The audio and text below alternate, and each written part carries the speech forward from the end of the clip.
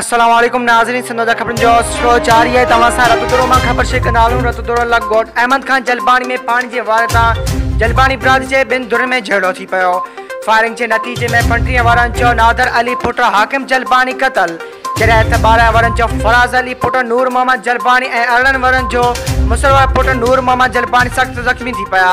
झेड़ जो इतला मिलण ते SHO रतुदरो मुमताज़ अली मौत वाक़े वारे हंधि पहुची फायरिंग बंदि कराए ज़ख़्म के तालका अस्पताल रतुदरो आंदो, जिते फर्स्ट ॾियण बाद ज़ख़्मियुनि खे वधीक इलाज लाइ चांडिका अस्पताल लाड़काने मुंतक़िल करे छॾियो, जॾहिं त मक़तूल जो लाश तालका में पियल आहे। राब्तो करण ते SHO रतुदरो मुमताज़ मरवत ॿुधायो त जलबानी बिरादरी जे ॿिनि धुरनि विच में पानी जे वारे तां पाण में झेड़ो थी पियो।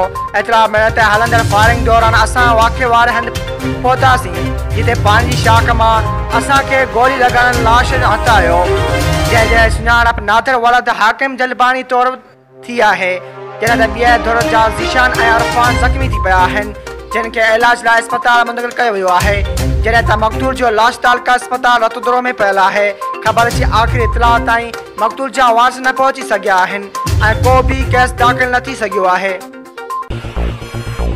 वधीक ख़बरूं ॾिसण लाइ विज़िट कंदा असांजी वेबसाइट www.sindhajraknews.com।